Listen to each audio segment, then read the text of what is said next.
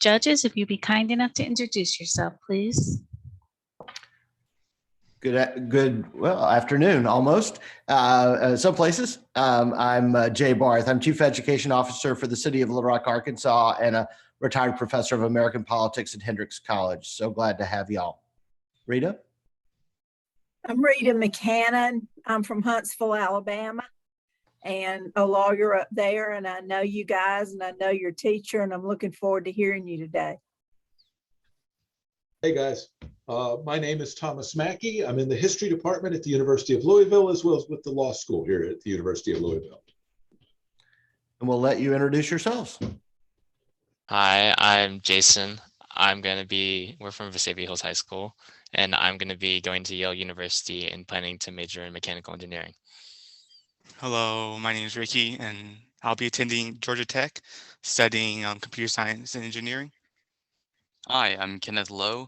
I'll be attending Virginia Tech, studying computer science.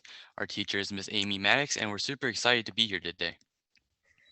Great. Well, we're super excited to spend some time with you. And I'll get us started with our question. And it begins with a quote from John Adams. Quote, "There is nothing I dread so much as a division of the republic into two great parties, each arranged under its leader and in opposition to each other.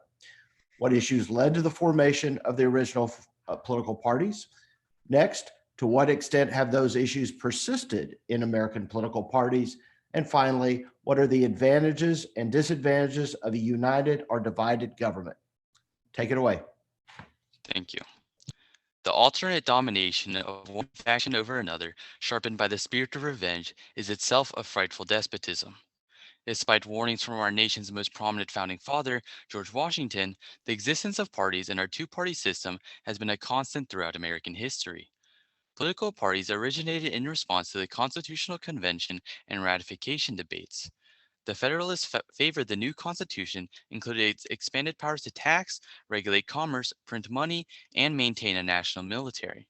Meanwhile, the Anti-Federalists insisted on further safeguards for state and individual rights and eventually agreed to ratify only with the promise of a Bill of Rights. While many of these debates faded after ratification, this ideological split would create the foundation for America's first two-party system. Though both Washington and Adams attempted to avoid partisan politics during their presidencies, they were unable to prevent the advent of the Hamiltonian Federalists and the Jeffersonian Republicans, who were largely split on ideological lines of states' rights versus federal power. The Federalists advocated for a national bank, along with an economic policy that would create infrastructure and support industrial manufacturing. They also supported increased trade that would make the U.S. a powerful global competitor. In contrast, Jeffersonian Republicans emphasized local and agrarian interests as the basis for the new nation and wanted to prevent an overly energetic national government. For more than 200 years, this ideological split has remained.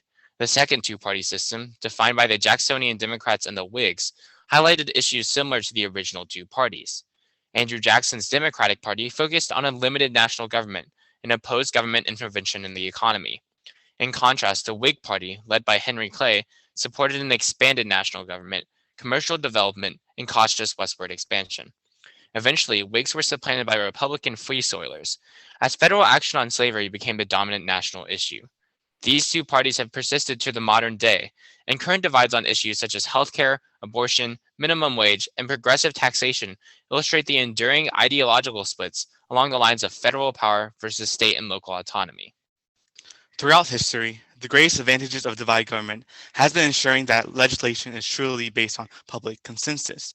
By requiring compromise to pass legislation, a divided government better ensures that politics remain anchored around the moderate center. For example, in 1986, a Democrat-controlled Congress led by Speaker Tip O'Neill cooperated with President Reagan to pass the Immigration Reform and Control Act, which made it illegal to knowingly hire an undocumented immigrant, but also offered a path to citizenship for immigrants already in the U.S. Yet now, we increasingly see an unwillingness to compromise and cooperate from both parties. For example, the American Rescue Plan, a $1.9 trillion stimulus package, narrowly passed almost strictly along party lines. The senatorial saucer that was once used to quell heated debate is now more frequently used to obstruct any debate. On the other hand, the unified government creates greater synergy between branches and promotes more responsive policy. For example, unified government avoid this issue of government shutdowns, like the 35-day shutdown during the Trump administration or border wall funding. While unified government should in theory increase government responsiveness, evidence show that some of the most successful and impactful legislative acts in the past have had bipartisan support. For example, when Republican Speaker Newt Gingrich and Democratic President Bill Clinton cooperated, sweeping reform was achieved in sensitive issues like Social Security, the budget, and minimum wage. Despite the warnings of our founders, the two-party system has become a staple of the American system. Though its merits are debatable, the two-party system and its many iterations have managed to preserve our experiment in American democracy for the past 2 centuries. Thank you. We are now ready for your questions. Thank you all very much. I'll turn it over to Tom to get us started. Sure. Always happy to talk about political party formation, one of these big topics in American history from the 18th century to today, because it kind of challenges us to talk about how do we challenge these big personalities, how do we channel these big personalities or tough issues and somehow get public policy out of this. And you've done a nice job of sort of looking at some of the key issues, and yet the question itself, and at least some of your talk, has political parties in a kind of a negative light. So I want to ask the question of what do boy, I just had Coke. I'm sorry. How do political parties, what are the positives? What advantages are they? What do they allow to happen in the American political system? I think one big advantage of this sort of political organization that comes with our two-party system is engaging the public, because these parties, oftentimes what decides elections on the national level is voter turnout. And this means that parties are really incentivized to sort of increase passion about their issues, increase voter education, and increase voter participation. So I think that's a key success of the two-party system. And you've seen that in recent national elections, we've had increasing voter turnout. I mean, another advantage of two parties, I think, is that it keeps all the arguments around the moderate center. I think that's a very big positive for parties. And when things are passed, usually they are largely supported by the public and both the people within the United States. So we could look at this Thursday, the Senate was able to approve legislation that will ramp up enforcement efforts to better protect Asian Americans in the United States. I think like this example, and then only one person went against it. So I think like this example just demonstrates that when things are passed, they usually are largely supported and largely advocated by the public. However, I'd like to push back on that a little bit because we've seen recently in the both parties, there's largely a discontent and a lack of cooperation between the two parties. And this mainly comes from what I believe is the extremism in our government, which is largely founded through many ideas like the way we draw districts. And because we draw districts so safe for one party over another, we promote this idea of out primarying one of another. And that's just when two people in the same party are just competing against each other. And usually in this way, the more extremist ideology or candidate wins the election. And so this promotes a really extreme views and creates this greater polarization in our government. Rita? Well, what is the answer? I guess I'm thinking if you're going to talk about polarization, if there's one party that dominates at the state level, like in Alabama, does it impact the three branches of national government? Can you say whether it has or it has not? I definitely think it does, especially if you look at the issue of gerrymandering and these creation of the districts. As you know, in Alabama, we have Representative Terry Sewell as the only Democratic representative to the national government. And she represents a majority minority district, which I believe is 60% African American. And so what we see is that when states are so dominated by one party and that party gets to draw district lines, they sort of limit the ability for the other party to have representation at the national level. And so I definitely think that that's a disadvantage, especially because as my member Kenneth brought up, we have this issue of out primarying, which sort of brings the parties further away from the center.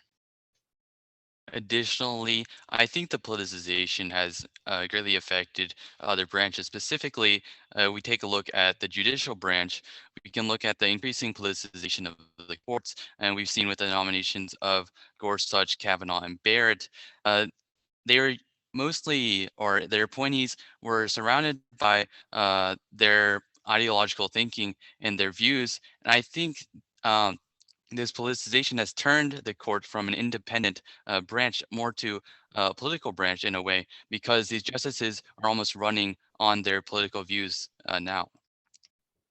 I would argue how to fix it. I think, electoral, we always have to look at electoral college. And I think maybe proposing to remove the electoral college could be a way we could fix this, politicization within the states, as you say. Or another thing I think we could bring up is look at multi-party systems. So we could look at other countries, such as New Zealand, um, where they have coalition governments, where, multi-parties needs all different parties to work together.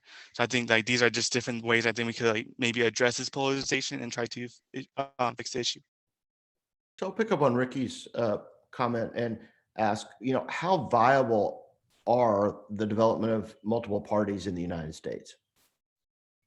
I think with the way the current system is running, where we have this sort of first past the post winning elections, means that right now it's kind of very difficult for third parties to step in. I think if we switch to something like ranked choice voting, giving voters more opportunity to choose different candidates would increase the power of third parties. I think right now the current best way for sort of smaller groups to influence national politics is to make their issues heard in the larger parties. So if you look at sort of the progressive wing of the Democratic Party with Bernie Sanders and AOC, even though they haven't really won national elections other than like at the presidential level, they've succeeded in sort of shifting the policy platform of the Democratic Party to include some of their priorities. And I think that's a big way in which smaller groups can influence national policy. I think if we want to go towards the multi-party system, I think we had to start from the state level and the local level before we go to the national level. We could look at how Maine already has implemented this ranked choice voting system, I think, and so that's one state. But if we want to change it nationally, we need to start from the states to the national level.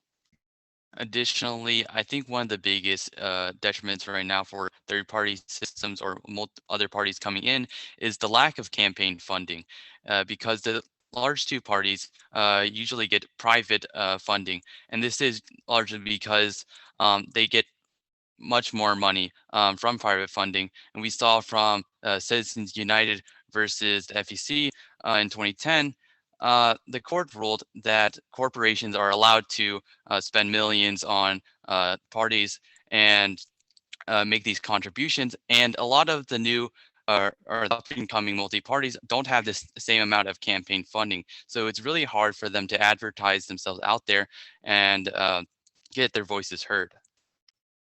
We're almost out of time, but quick question. Do you see yourselves in your own future political change working within the party, or within a party, or within some other outside group to create change? Maybe quicker answer here. I think I would work within the party, because currently I think that in order to actually have any sort of systemic change, we need to be looking at the main two parties in order to get the amount of majority support we need. I mean, I think that can I finish my thought? Yes, please. I think that using third parties as a way to as I pointed out earlier, using third parties and sort of smaller groups as a way to shift the policy platforms of the main two parties has been very successful. So I think that that's the best way to instigate change. Thank you. Please take a breath, relax a little bit. Good job. And very, very, very impressive work today. And we're glad to have had the conversation with y'all. I'll let Tom, Rita, either one of y'all to pick up with comments. Sure, let me jump in and we'll let the Alabaman follow up here and finish with a big one. I really liked the substance of what you had to say. You handle the questions well. You think on your feet well. You cover the waterfront in your presentation. I think this is tough questions that Congresses haven't figured it out, state houses haven't figured it out, Supreme Courts haven't figured it out. So of course we ask high school students to figure it out. That's why this is an interesting question to debate and argue pros and cons for. And I thought you did a nice job. Well done. I had several more questions, and I promised they were better than the one I actually asked. I wanted to know when you said Ricky, from the state, you needed to start at the state level and work up. I would have loved to have had more time to have asked you how that would play out. I really like how in depth y'all got, and you were talking like a 78 record instead of a 33 record, but you were packing line. Oh, y'all don't know what those are. It was like the tape had been turned up real fast, but you had substance in there with it. You weren't just talking fast because you were nervous.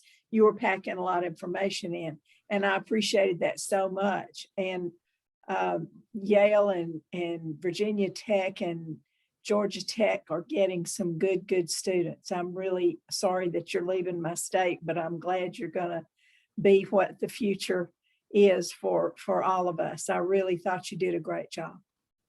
I thought your deep knowledge of what's going on in American politics today was very obvious. I mean, you all know your stuff, and both from 200 plus years ago and today, and that's a real rarity in this competition. So congratulations for not only your hard work in preparing, but also your commitment to stay engaged and know what's going on in the world around you. Yeah. Good job, guys. Thank you. Yeah.